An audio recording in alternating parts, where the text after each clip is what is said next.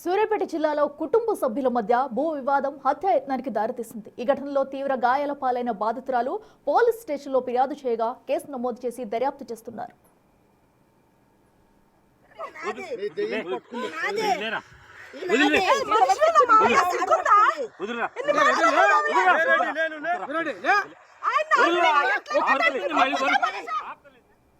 సూర్యాపేట జిల్లాలో బరాఖతగూడెం గ్రామానికి చెందిన కళావతికి ఒక కొడుకు కూతురు ఉన్నారు. కొడుకు ఉపేందర్ రెడ్డికి కూతురు జ్యోతికి కొంతకాలంగా భూ వివాదం నడుస్తుంది. దీంతో రెండు కుటుంబాల మధ్య తగాదాలు కూడా జరిగాయి. తల్లి కళావతి కొడుకు ఉపేందర్ రెడ్డి దగ్గర ఉంటుంది. జ్యోతికి బరాఖతగూడెం గ్రామంలో వ్యవసాయ భూమి ఉండగా ఆ పొలంను అదే గ్రామానికి చెందిన వారికి కౌలుకిచ్చారు.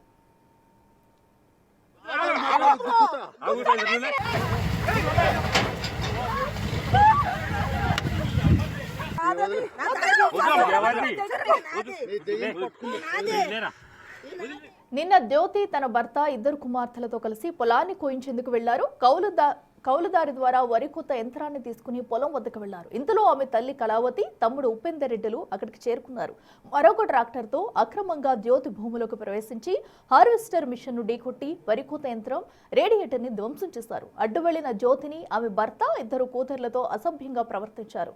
ఘర్షణలో జ్యోతి ఫ్యామిలీ గాయపడింది. స్థానిక పోలీస్ స్టేషన్ లో జ్యోతి ఆమె తల్లి తమ్ముడిపై ఫిర్యాదు చేసింది. దీంతో కేసు నమోదు చేసిన పోలీసులు దర్యాప్తు చేస్తున్నారు.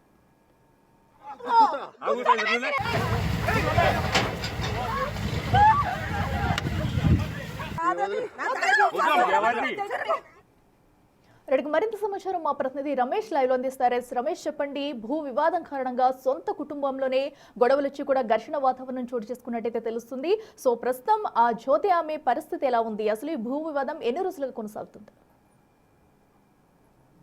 రైట్, గత కొంతకాలంగా తల్లి కూతుర్ల మధ్య కూడా ఈ ఆస్తి తగాదా భూ వివాదం అయితే కొనసాగుతుంది. పెద్ద మనుషుల సమక్షంలో కూడా మాట్లాడుకోవడం జరిగింది. గతంలో కేసు కూడా నమోదైనటువంటి పరిస్థితి కనిపించింది. కానీ నిన్న చూసినట్లయితే ఆ పొలం వద్దకు వెళ్లి ఎవరైతే తల్లి కొడుకు ఇద్దరు కలిసి కూడా ట్రాక్టర్ వేసుకొని పొలం వద్దకు వెళ్లి అక్కడ వరి కోపిస్తున్నటువంటి ఆ కూతురుపై కూడా విచక్షణ రహితంగా కూడా మొత్తం దాడి చేసినటువంటి విజువల్స్ కూడా చూస్తున్నాం. మనం గతంలో చాలా వరకు ఘర్షణలు చూసాం, భూ తగాదాలు చూసాం. కానీ ఒక సినీ పక్కీలో ఒక సినీ క్లైమాక్స్ మాదిరిగా కూడా అక్కడ ఏం జరుగుతుందో కూడా తెలియలేనటువంటి పరిస్థితి. ట్రాక్టర్ తీసుకొచ్చి హార్వెస్టర్ డ్రైవర్ ని గుర్తించడం, అదేవిధంగా కూతుర్ని ఆ మనవరాలను కూడా విచక్షణ రహితంగా కొట్టుకోవడం అనేది చూస్తుంటే ప్రతి ఒక్కరిని కూడా ఈ ఘటన కలిచివేసిందని చెప్పొచ్చు. ఆ వీడియోలో కూడా మనకు ఆ ఒక యుద్ధరంగంగా కూడా కొనసాగుతున్నటువంటి పరిస్థితి కనిపిస్తుంది. అయితే కూతురికి అదే గ్రామంలో 5 ఎకరాల పొలం ఇచ్చారు. అదేవిధంగా 3 ఎకరాలు కూడా తన సొంతంగా కొనుక్కున్నటువంటి ఆ పరిస్థితి అయితే ఎదురైంది. కానీ తను కొనుక్కున్నటువంటి భూమిని తనకు ఇవ్వకుండా కూడా ఆ తల్లి అదేవిధంగా సోదరుడు ఇద్దరు కూడా అడ్డుపడడం జరిగింది. గతంలో కూడా పెద్ద మనుషుల సమక్షంలో కూడా కూర్చొని మాట్లాడుకోవడం జరిగింది. కేసు కూడా నమోదు చేయడం జరిగింది. కానీ నిన్న ఇక్కడ వరి కోసే సమయంలో కూడా వారు ట్రాక్టర్ వేసుకొని రావడం, పెట్రోల్ తీసుకొని వచ్చి హార్వెస్టర్ పై పోవడం, డ్రైవర్ ని కొట్టడం, అదేవిధంగా తల్లిపై అదేవిధంగా ఆ వీరిపై కూడా దాడి చేయడం అనేది కూడా మొత్తం ఆ విజువల్స్ కూడా మనం వీడియోస్ చూస్తే గతంలో ఎప్పుడు కూడా ఇలాంటి ఘర్షణలు చోటు చేసుకోలేదు. ఒక గ్రామంలో గతంలో పంచాయతీలు జరిగినప్పుడు కూడా గెట్టు పంచాయతీలు పక్క వాళ్ళతో కూడా పంచాయతీలు అవేది. కానీ ఏకంగా తల్లి కూతుర్ల మధ్య పంచాయతీ అనేది ఎప్పుడు కూడా చూడనటువంటి పరిస్థితి కనిపిస్తుంది. కొడుకును తీసుకొని వచ్చి ఆ కూతురుతో ఈ విధంగా కూతుర్ని మనవరాలను కూడా విచక్షణ రహితంగా కొట్టి దాడి చేసినటువంటి పరిస్థితి కనిపించింది. పోలీసులు కూడా కేసు నమోదు చేసుకోవడం జరిగింది. అయితే పోలీసులు కేసు నమోదు చేసుకున్నా కానీ కేవలం వారిని పిలిపించి వదిలిపెట్టారే కానీ వారిపై చర్యలు తీసుకోలేదని చెప్తున్నారు. ఆమెకు అయినటువంటి గాయాలను కూడా మీడియాకు చూపిస్తూ కూడా ఆ జ్యోతి మొరపెట్టుకున్నటువంటి పరిస్థితి అయితే కనపడుతుంది.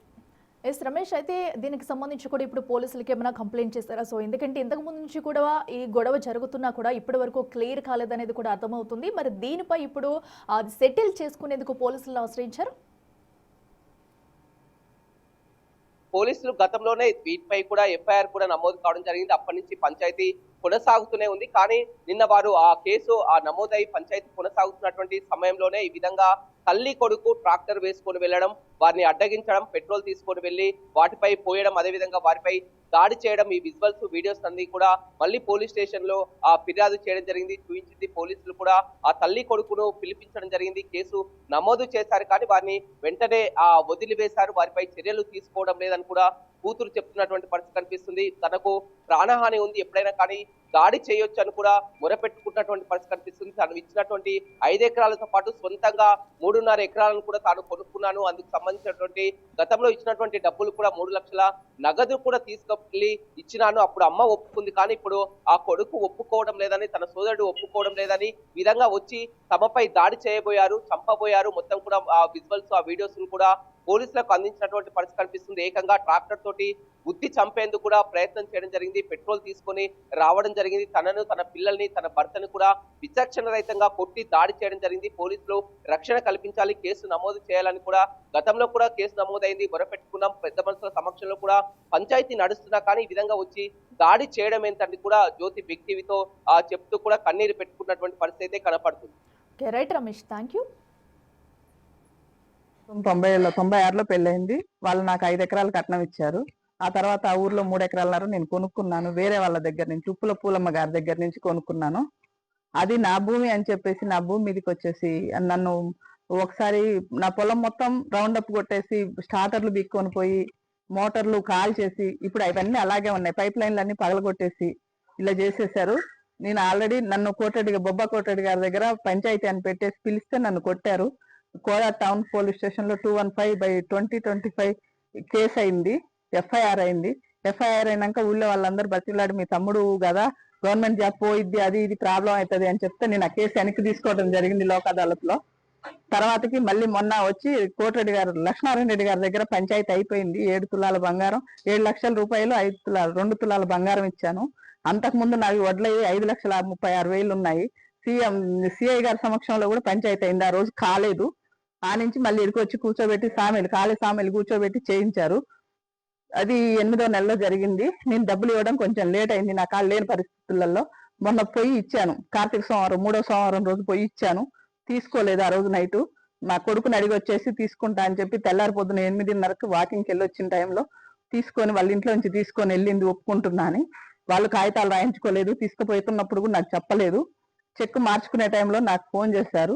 చెక్ హోల్డర్ నా భర్త అయిన రామరెడ్డి గారు ఫోన్ చేస్తే ఎత్తట్లేదు అని చెప్పి సామెలతో ఫోన్ చేయించి చెక్ మార్చుకుంది. మార్చుకున్నాక వెళ్ళి పైప్ లైన్లన్నీ పగలగొట్టింది. పగలగొట్టేసి డమ్మి గెట్ వాళ్ళు ఉంటాయి కదా, అవి పగలగొట్టేసింది. పగలగొట్టేసి నిన్న పొలం దగ్గరికి వెళ్తే ట్రాక్టర్ మీద పెట్రోల్ పోసింది. ఆ విషయం పోలీస్ స్టేషన్ లో కూడా నేను చెప్పాను వెళ్ళి. ఆ రోజునైతే ఒక కేసు అయింది, ఎఫ్ఐఆర్ నెంబర్ ఎంత 221/2025. వాళ్ళు కేసు చేశారు.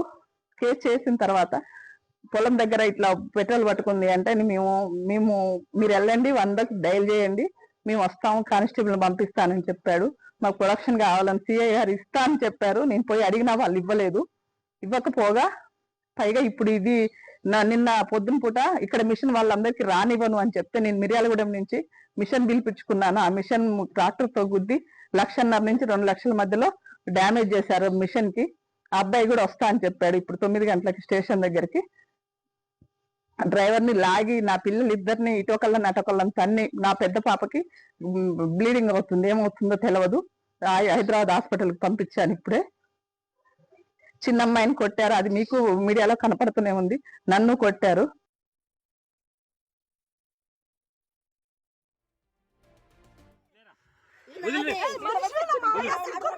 వదిలేనా